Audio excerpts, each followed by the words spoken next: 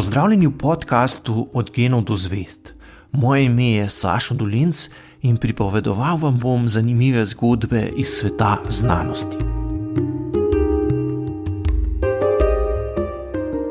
V tokratni epizodi lahko poslušate posnetek intervjuja, ki sva ga z novinarko Urško Henigman posnela v sredo 25. marca za prvi program Radia Slovenija. Intervju. Naše družbeno in družabno življenje se je v neverjetno kratkem času obrnilo na glavo. Cel svet se po odgovore obrača k znanosti v najširšem pomenu besede. Dr. Sašo Dolenc, fizik in filozof, že 2 desetletji ureja in ustvarja spletni časopis Kvarkadabra, kjer na enostaven, zanimiv in zabaven način razlaga znanost in njene dosežke. Znanost ima osrednje mesto tudi v njegovih knjigah, piše za časopise, snema podcast in še bi lahko naštevali. Slovenska znanstvena fundacija mu je podelila naziv Komunikator znanosti za leto 2019. V oddaji Intervju se bomo z njim pogovarjali o vlogi znanstvenic in znanstvenikov v trenutni situaciji, kako utegne pandemija spremeniti odnos družbe do znanosti, pa tudi kakšne razmisleke bo spodbudila v sami znanstveni skupnosti. Pripravila Urška Henigman. Dr. Sašo Dolenc, dober dan, lepo pozdravljeni. Dober dan. Kako preživljate karanteno, kako živite v teh okoliščinah omejenega gibanja? Jaz sem že prej večinoma delal od doma, tako da se zame saj glede dela ni bistveno spremenilo. Edino, da se je zdaj teže skoncentrirati, ker nas je več doma. No, ampak, kakor opazujem s hčerko, tudi šolske aktivnosti potekajo kar dobro in mislim, da se bomo nekako našli v tem novem vsakdanjem ritmu. Rekli ste, da tudi sicer delate od doma. Kakšne opažate trenutno te spremembe? Morda tudi internetna povezava dela slabše kot sicer? Zaenkrat še nisem opazil kakšnih večjih sprememb. Je pa res, da smo, ko sem prvič zvedel za dogajanje v zvezi z novim koronavirusom, sem začel kar podrobno študirati, kaj se dogaja, in sem o tem tudi kar nekaj pisal. Ampak sem opazil, da šele takrat, ko sem nekako dojel, da je prišlo to tudi do nas, se je pa zgodila neka pomembna sprememba, ko nekako nekaj, kar abstraktno poznaš, zelo dobro vstopi tudi v tvoje vsakdanje življenje. Pri meni se je to zgodilo, ko me je kolegica poklicala še pred temi ukrepi, ki smo jih sprejeli v Sloveniji, in mi povedala, da je njena hčerka bila v stiku z nekom, za katerega se je izkazalo, da je pozitiven. In takrat sem šele nekako dojel, da gre za res tudi pri nas. Kaj pa zdaj opažate pri sebi osebno, morda čustvena stanja, kako se vam spreminjajo, kaj dela bolj racijo, bolj čustva? Ja, treba je kombinirati nekako oboje. Mislim, da smo več ali manj, vsaj pri nas, ker še ni tako hudo, kar dobro to vse sprejeli, in ljudje dokaj racionalno se odzivajo na dogajanje. Mislim, da če bo tako potekalo tudi naprej, da bo v redu. Gre pa za nekaj, kar se dogaja povsod po svetu. Človeštvo, bi lahko rekli, je prvič v situaciji, ko se je javno življenje ustavilo, naše gibanje je omejeno. Marsikdo je zaradi tega izgubil delo, pa izgubil službo, dohodek, prihodnost je nekako negotova za vse. Poleg naše imunosti so tako zdaj na preizkušnji ti sistemi, ki smo jih zgradili, torej zdravstveni sistem, šolski sistem, politični, ekonomski sistem, pa seveda družba, kultura, vrednote, morala. Kakšna je v tej situaciji, tej trenutni globalni situaciji, po vašem mnenju, vloga znanosti? Ja, mislim, da je znanost zelo ključna v tem trenutku. prav teoretiki znanosti so dali primer odziva stroke na tisto prvo epidemijo SARS-a leta 2003 kot primer trenutka, ko je znanost res optimalno delovala. Ne. Takrat še nismo imeli toliko močnih teh mednarodnih zvez s pomočjo interneta, kot jih imamo zdaj. Ne. Zato so takrat, ko so v nekem trenutku ugotovili, da gre za res, je Svetovna zdravstvena organizacija poklicala najboljše znanstvenike z tega področja preiskovanja virusov in ustanovila neke vrste posebne povezave, neko skupino, kjer so si lahko oni zelo hitro izmenjavali vse podatke, do katerih so prišli med raziskovanjem tega virusa, in to se je izkazalo kot izjemno učinkovito. Ne. Vse so si delili, vsak dan so imeli videokonference in so zelo hitro potem prišli do tega, da so ugotovili, za kakšne vrste virus gre, kako ga testirati in potem tudi kako bi se dalo ga zdraviti. Ne. Ampak sreči je bil tisti virus malo drugačen, tako da se je potem ta okužba hitro nekako do poletja že minila. Ne. Zdaj ne pričakujemo, da se bo to zgodilo. Ne, ta virus je bistveno drugačen, ni tako močen, v smislu prvi virus SARS-a izpred 17 let je imel smrtnost kar 10%, ne? Ampak vse skupaj se je okužilo, mislim, da nekaj manj kot 8,000 ljudi. Ne? Bilo je zelo veliko žrtev prav med zdravstvenim osebjem takrat, ker se na začetku še ni vedlo, za kakšne vrste bolezen sploh gre, ne. Trajalo kar nekaj časa. Ne.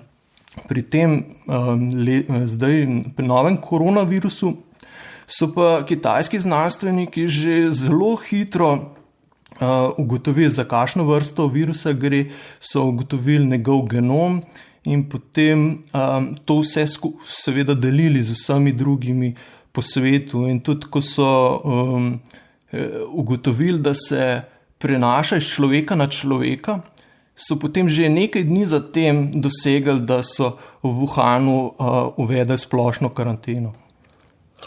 Od leta 2003, ko je izburuhnila epidemija SARS-a, se je na svetu marsikaj spremenilo, še posebej področje digitalnih tehnologij je doživelo izjemno hiter razvoj. Prej ste rekli, 2003 se je aktivirala celotna znanstvena skupnost, delili so si vse informacije, bili so ves čas obveščeni. Zdaj v tokratnem primeru pa lahko rečemo, da poleg znanstvene skupnosti smo v vsem dogajanju obveščeni tudi ljudje. Dostop do interneta seveda imamo zdaj vsi, vsak dan, kjerkoli in kadarkoli. Se vam zdi, da se javnost v teh novih življenjskih okoliščinah ozira k znanosti bolj kot kadarkoli prej? Ja, jaz mislim, da ja, vsaj kar tudi vidim potem, koliko je porasel promet, obisk naše spletne strani, ne, Kvarkadabra, kjer ljudje lahko prebirajo prav članke o virusih, kako ti delujejo. Ne. Tako da mislim, da zanimanje za neke verodostojne informacije, ki so razložene na tak način, da jih lahko vsakdo vsaj do neke mere razume, mislim, da je zanimanje za take informacije zelo veliko. Ne. In tudi pomembno je, da stroka komunicira na tak način, da jo ljudje vsaj približno razumejo, ne, da ne uporablja žargona, ampak pove pomembne stvari na tak način, da si ljudje lahko nekaj predstavljajo. Ne. Ker to kakšno imajo to predstavo ljudje o nevarnosti, je zelo pomembno tudi zato, kako se bodo na njo odzivali, kako resno bodo vzeli ukrepe. Ne. Tako da, ampak mislim, da zaupanje v stroko pri nas je kar veliko. No. Čeprav ne smemo pa zanikati tega, da se je prej v javnem diskurzu, ko se je govorilo o znanosti, izpostavljalo tudi problem znanosti kot vase zaprte, kot neaplikativne, kot parazita na javnem denarju, ki pogosto ne da profitabilnih rezultatov. Če kdaj, potem se je zdaj izkazalo, zakaj jo potrebujemo. Epidemiologija, imunologija in virologija, to so zagotovo v spredju, ko gre za naše zanimanje, potem pa so tu seveda še psihologija, sociologija, pa pedagogika, nenazadnje. Veliko staršev je zdaj v celoti prevzelo vlogo učiteljic in učiteljev, pa tu so še antropologija, kulturologija, filozofija, vsi te družbeni, humanistični pojavi zahtevajo razlago, tudi denimo kupovanje zalog WC papirja, ki ga za zdaj še nismo pojasnili. Ampak očitno, kar hočem reči, je, da znanosti še zaupamo, glede na to, da se zdaj tako obračamo k njej. Ja, na vsak način, ampak krati se moramo tudi zavedati, da znanost kot neke vrste inštitucija, družbe, ki vrednoti ideje, zelo učinkovito, znanost ni neko naravno stanje odnosov med ljudmi. Da znanost dobro deluje, se moramo ves čas truditi. Tudi sami znanstveniki so na koncu ljudje, in tudi oni morajo ves čas biti nekako na preži, da so res na nivoju znanstvenika. To se pravi, da se zmeraj vrednoti predvsem ideje, ne pa kdo jih izreka. In da ideje so prosto dostopne vsem in da jih vsi lahko vrednotijo. Seveda na ta način, da sprejmejo pravila znanosti. Ker sama znanost se je začela tam pač obdobju po renesansi, ko so učenjaki začeli medsebojno komunicirati, si izmenjevati ideje preko napol javnih pisem. In tam je lahko v tej pisemski republiki zares sodeloval vsakdo, ki je sprejel pravila medsebojne izmenjave idej. In bilo je vsaj teoretično povsem nepomembno, kdo si, a si plemiškega porekla ali ne, a si kakšnega spola si, iz katere države si, kakšna je tvoja religija. Važno je bilo samo, kakšne ideje izrekaš oziroma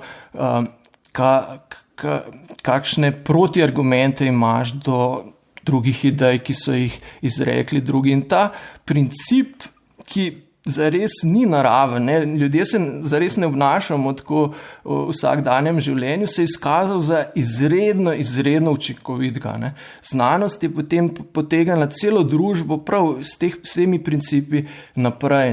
In ker nove ideje se v bistvu večinoma rojevajo tako, da pride do združevanja že znanih idej. In več, ko idej kroži, več, ko pride do teh trkov in združevanj idej, bolj smo hitreje pride do napredovanja znanosti. Zato je tudi pomembno zdaj, da so odprli, recimo, dali v prosti dostop vse rezultate, ki so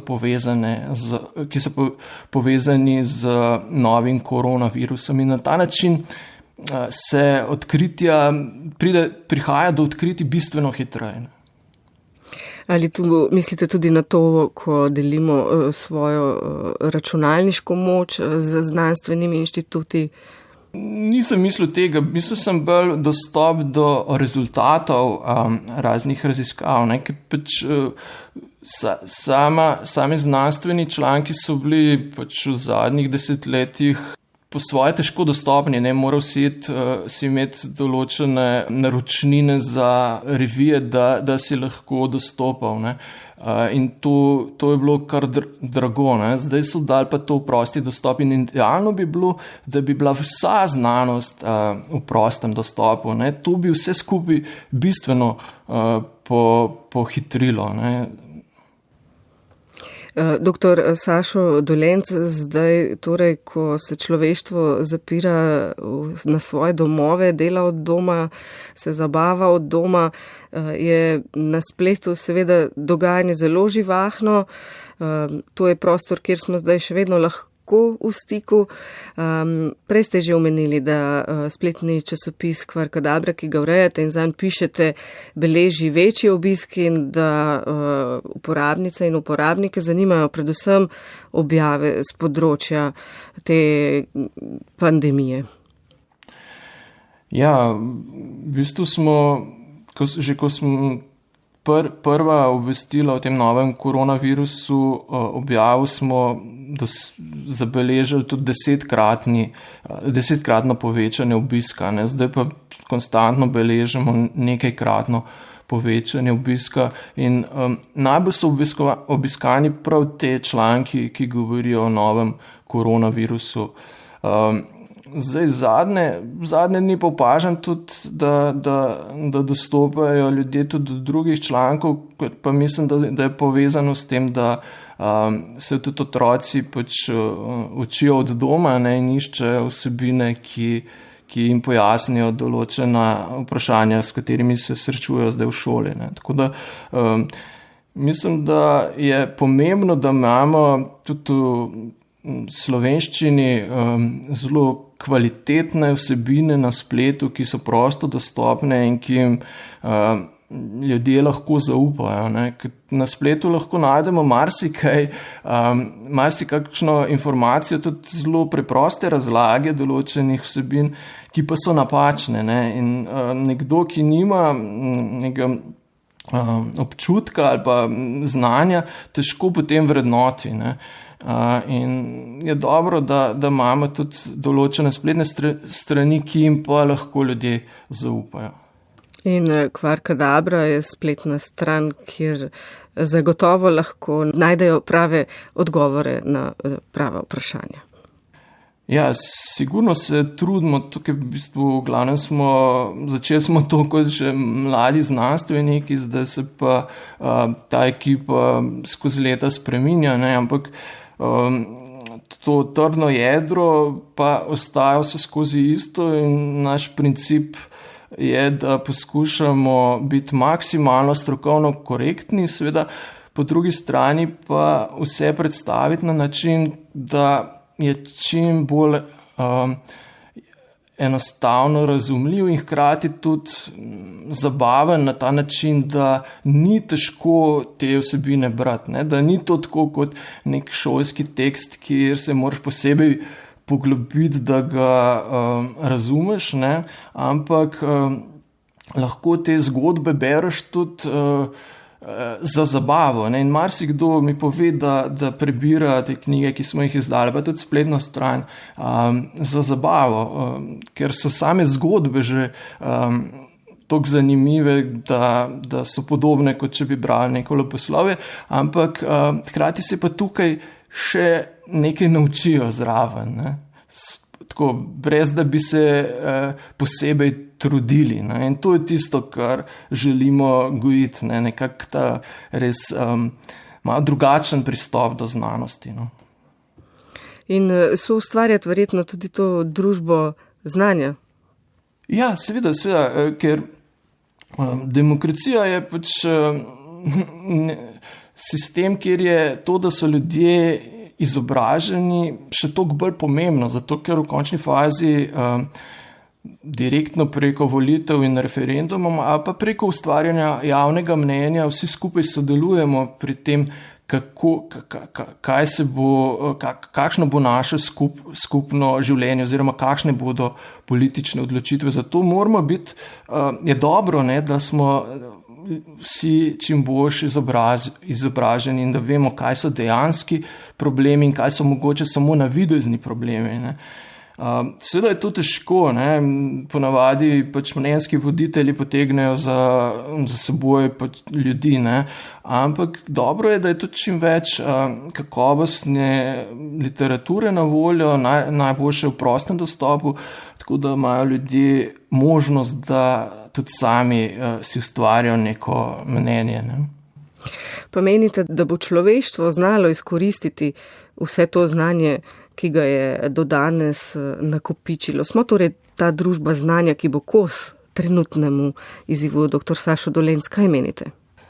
Ja, na vsak način. Mislim, da vsak dan se objavljajo nove relevantne raziskave. Ne. Recimo Kitajci zdaj študirajo, kateri ukrepi pri njih so najboljše delovali, ne, kateri so bili res pomembni in kateri morda ne. In to je lahko drugim državam v veliko korist. Ne. Recimo ugotovili so, da so v tistem prvem obdobju po novem letu, ko so imeli te praznike, ne, ko je bilo na Kitajskem prišlo do teh velikih migracij, da takrat se je ta okužba raznesla tudi zaradi tega, ker so bili zelo kužni tisti, ki navzven niso kazali simptomov bolezni. Ne. To so zdaj za nazaj lahko z vsemi podatki, ki so jih zbrali, tudi s temi podatki o gibanju telefonov in podobno. Ne. In potem so ugotovili, da ko so uvedli karanteno v Wuhanu, to samo po sebi takrat še ni bilo dovolj, da bi zares zaustavili širjenje. Morali so uvesti še, so ga zelo upočasnili, ni bilo pa še ustavljeno. In zares je, vsaj pri njih, delovalo še to, da so potem vse, ki so bili zares okuženi, odpeljali v posebne centre in jih potem tam posebej zdravili, da so jih izolirali od še zdravih sostanovalcev. Ne. In ta ukrep je potem šele zares omogočil, da je prišlo zdaj do te umiritve, ne, in da so ta vikend na Kitajskem, če sem prav prebral, že odprli kinodvorane. No, tudi v Sloveniji seveda se je s prihodom virusa družbeno in družabno življenje v neverjetno kratkem času obrnilo na glavo. Kruh zaenkrat še imamo, iger ni več. Ta prostor, ki so ga prej zapolnjevali šport, kultura, zabava, druženje, se je izpraznil. Najprej so ga zapolnili znanstvenice in znanstveniki, stroka, ki so nam seveda pojasnjevali tako virus, kot zakaj so določeni ukrepi potrebni. Iz tega prostora pa so jih izrinili politiki, ljudi, torej, ki so nas z razumom mirili, nam razlagali nove neznane razmere, so zamenjali ljudje, ki nam aktivirajo amigdalo in meglijo razum. Vsaj tako lahko beremo odzive različnih uporabnikov družabnih medijev. Kako vi gledate na to trenutno situacijo? Ja, v kriznih časih je zelo pomembno, da ljudje zaupajo in stroki in oblasti. Ne? In to zaupanje seveda mora biti osnovano na nekih izkušnjah, ne more biti slepo, mora biti utemeljeno. Ne? Zato se morajo na eni strani se moramo mi, ljudje, državljani, truditi, da smo čim bolj kooperativni, po drugi strani se mora pa tudi oblast pa stroka truditi, da je nekako na nivoju tega, kar od nje pričakujemo. Se pravi, da vedno prihaja do kakšnih težav. Ne? Ni države, kjer bi vse teklo gladko. Ne? In pomembno je, da priznamo, da ko je prišlo do kakšnih napak in jih odpravimo, ne da iščemo krivce. Zdaj ni čas za to. Ne? Tako da pomembno je, da oblast in stroka in državljani se vsi trudimo. Ne? Tako kot v znanosti sva rekla, da se morajo znanstveniki truditi, da njihov sistem dobro deluje. Ne? Tako se moramo tudi mi zdaj vsi truditi, da to situacijo čim bolj olajšamo za vse in da res naredimo skupaj tisto, kar je najboljše za javno dobro. Ne? Dr. Sašo Dolenc, kaj pa je tisto, kar vas pri virusu SARS-CoV-2, bolezni COVID-19, pandemiji in odzivih na njo skrbijo? O čem vi trenutno razmišljate, kakšna vprašanja si zastavljate? Ja, mislim, lokalno pri nas me seveda najbolj skrbi to, ali smo bili z ukrepi dovolj hitri in da so te ukrepi dovolj učinkoviti, ne? Ker učinkovitost ukrepov se pokaže z nekim zamikom, saj enotedenskim, ne? In tako da tukaj bo zaenkrat zgleda v redu, ne? Ampak ne moramo še vedeti, točno pri čem smo. Kdaj mislite, da bomo vedeli? Prihodnji teden? Prihodnji teden bo že marsikaj bolj jasno. Ja. Zdaj močno upam, da so vsi ti ukrepi, ki smo jih sprejeli in mislim, da so bili na mestu in pravočasni, da bodo umirili vsaj v naših krajih. Ne. Tisto, kar se po svetu dogaja, je pa zdaj že zelo hudo. Ne. Ampak zdaj tukaj pri nas mislim, da je bilo zelo pomembno že, da je prejšnja vlada sprejela tiste ukrepe omejitve zborovanj. Ne. Če tistega ne bi takrat sprejeli, bi bili zdaj v bistveno slabši situaciji. Ne. In mislim, da tudi vsi ukrepi naprej so bili zelo na mestu. Tako da tukaj mislim, da naša stroka dobro deluje in mislim, da je lahko povsem zaupamo. Dr. Sašo Dolenc, Slovenska znanstvena fundacija vam je podelila naziv komunikator znanosti za leto 2019. Že 20 let s kolegi ustvarjate spletno stran Kvarkadabra, kjer na enostaven, zanimiv in zabaven način tolmačite znanost. Izdali ste več knjig, v katerih tudi popularizirate znanstveno vednost. Časopisi objavljajo vaše članke o novih znanstvenih odkritjih. Še bi lahko naštevali. Na tem mestu vam seveda za to priznanje čestitamo in vas sprašujemo, kaj vam pomeni to priznanje komunikator znanosti. Ja, hvala. Vsako priznanje seveda čast in sem vesel, da sem ga dobil. Še bolj vesel bi bil, pa, da bi se ta dejavnost, ki jo opravljam pri nas, tudi, da bi našla nek domicil, ker trenutno se nekako ne umešča nikamor. Ne, je v nekem praznem prostoru, nekem med novinarstvom, znanostjo, filozofijo, zgodovino, ni nekega domicila, kam bi se ta dejavnost, rečemo temu, komuniciranja znanosti uvrščala. Ne. In države z daljšo tradicijo znanosti, kot je recimo Anglija, so že pred desetletji prišle do ugotovitve, da potrebujejo poleg znanstvenih novinarjev na eni strani in pa recimo ljudi, ki skrbijo za stike z javnostmi na inštitutih pa univerzah, še neke umestne ljudi, ki obvladajo na neke vrste oboje. Ne. Veljavil se je recimo poklic profesor za javno razumevanje znanosti. Ne. Richard Dawkins je bil prvi, mislim, da na Oxfordu, ki je imel ta naziv. Ne. In to so ljudje, ki nekako so vešči obeh teh dveh področji in lahko dajo nekaj drugega kot samo znanstveni novinar ali pa znanstvenik, ki se odloči, da bo imel tudi neko javno predavanje. Ne. In tukaj smo mi še malo zadaj, ne, ker pač zadnje čase sem kar velik hodil okrog in poskušal navdušiti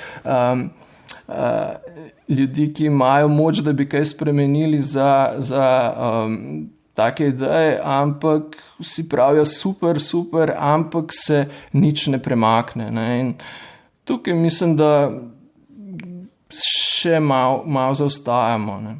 Glede na to, da ustvarjate tudi na spletu, ste ustvarili neko skupnost z bralkami in bralci oziroma uporabnicami in uporabniki. Ste verjetno tudi v stiku, kakšen je njihov odziv na vaše pisanje?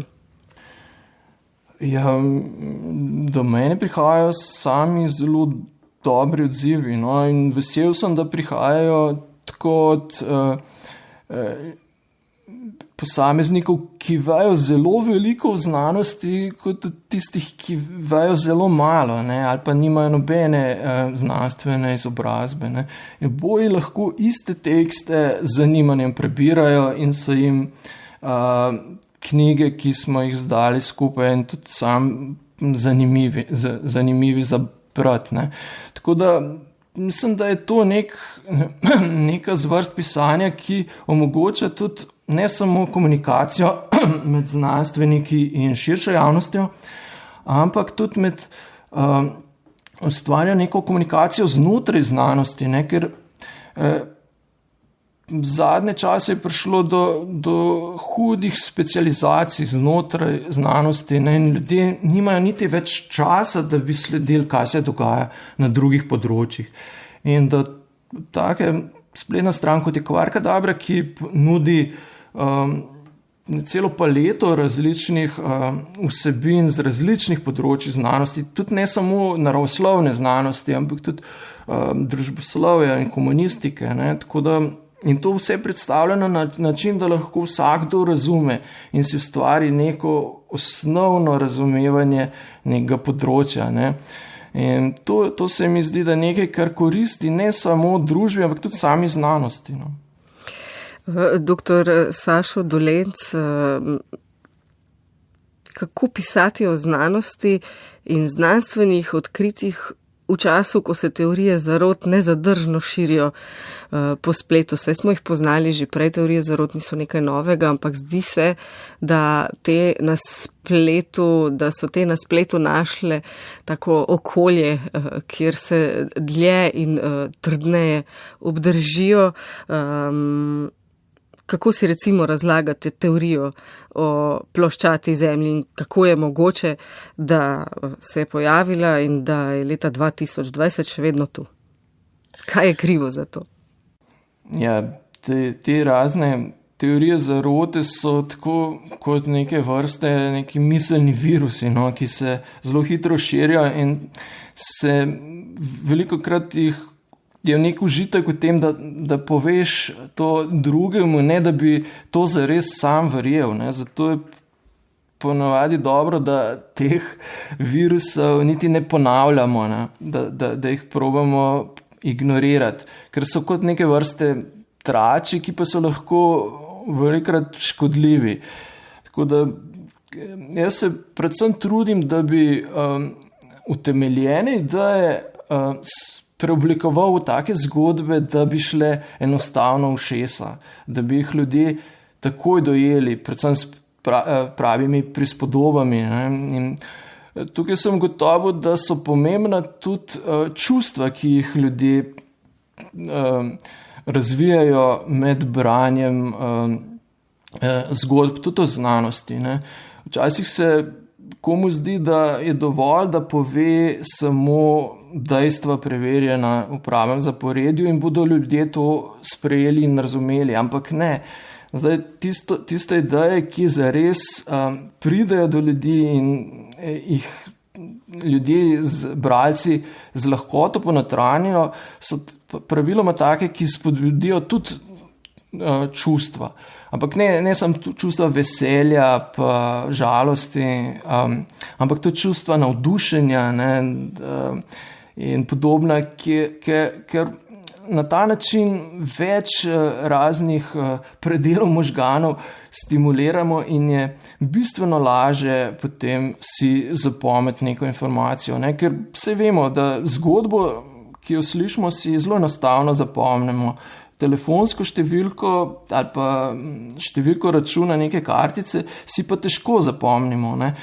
In tudi načini, kako memorirati neko zaporedje števil, so v bistvu taki, da ta naključna števila z raznimi tehnikami potem ljudje pretvorijo v neko zgodbo, tako da si lahko na ta način jih zapomnejo. Ne.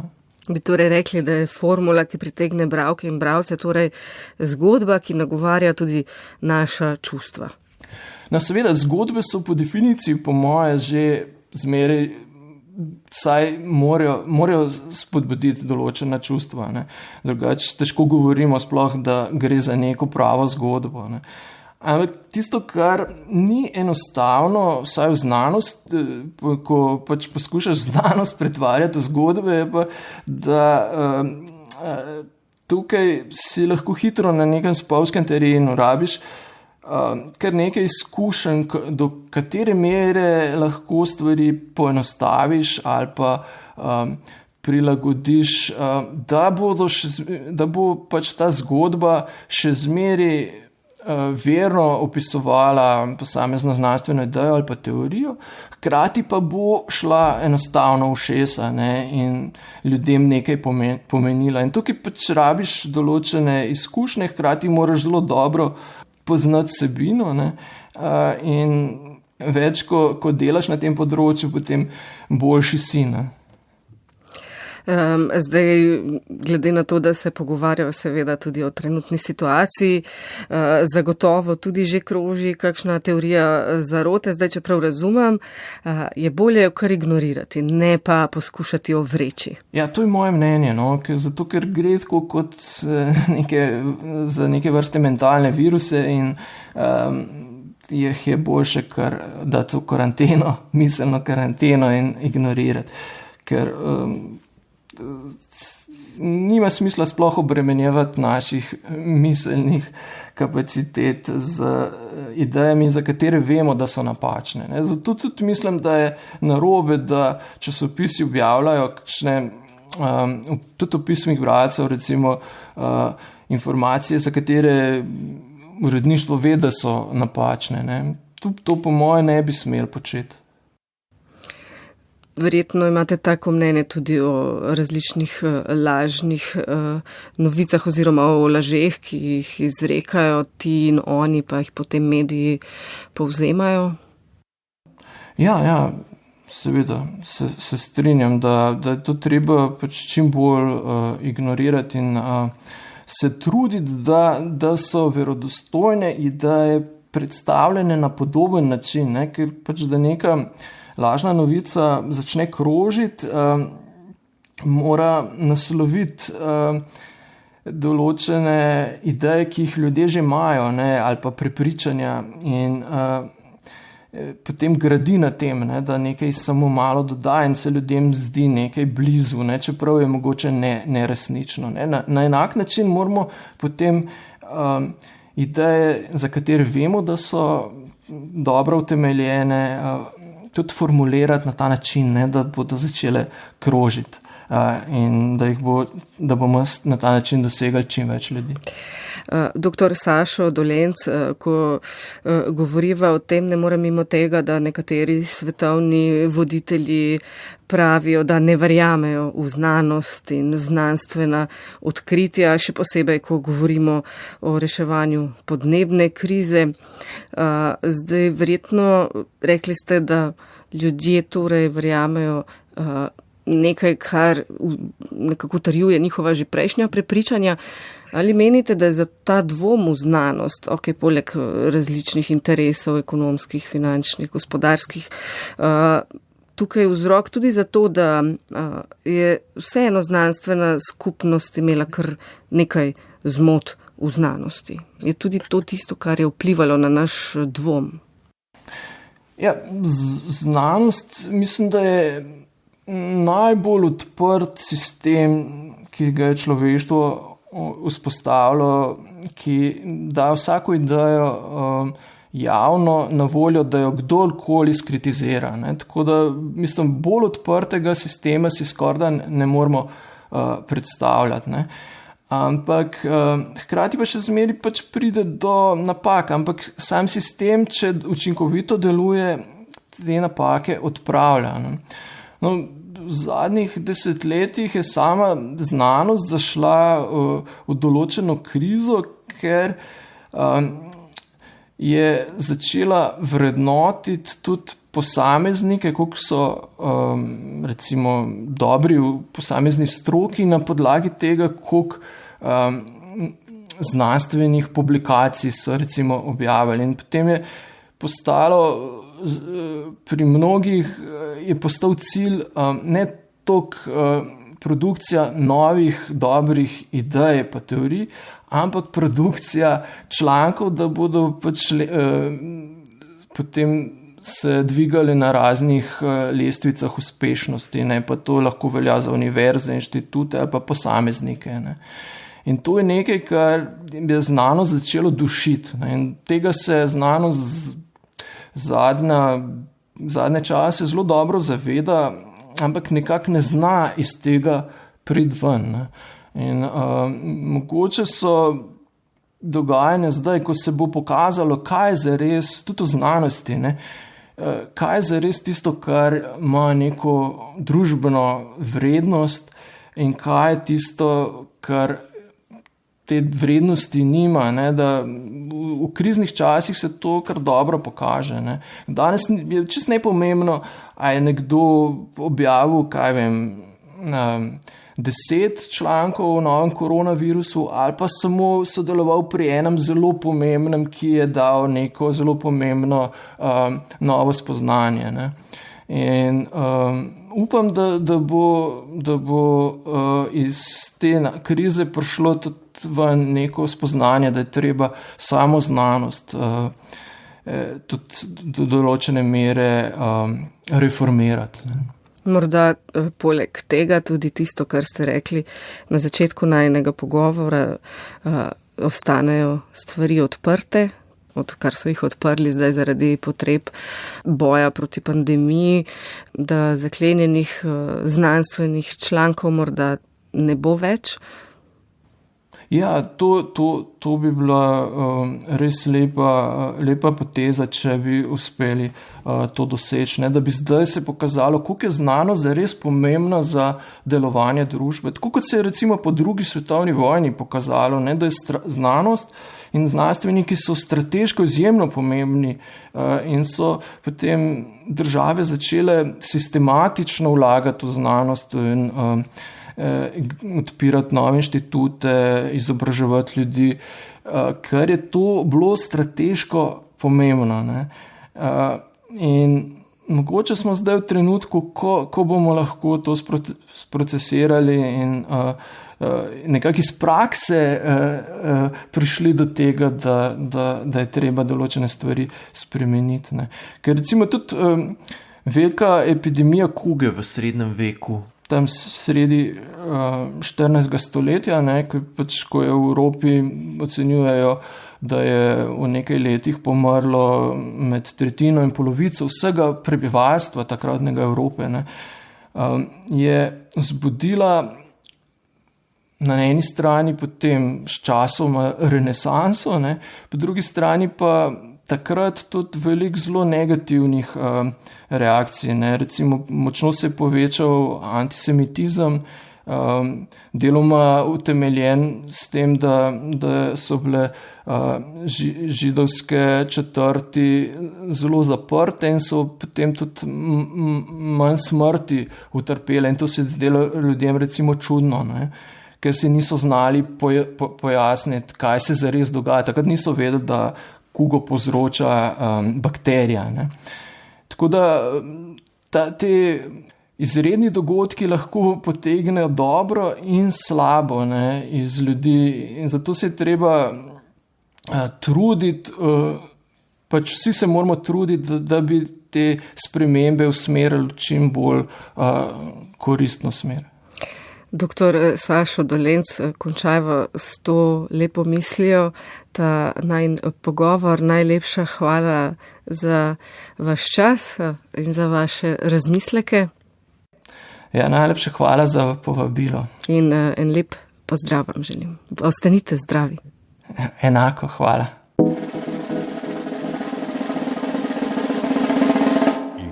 Intervju. Ja, ostanite zdravi je postal najbolj pogosto porabljen pozdrav. S prejemnikom nagrade Slovenske znanstvene fundacije Komunikator znanosti 2019, fizikom in filozofom dr. Sašem Dolencem, se je o pomoči digitalnih orodij nadaljavo pogovarjala Urška Henigman. Intervju bo kmalu tudi v vaši aplikaciji za podcaste na radio1.si in v 4D arhivu.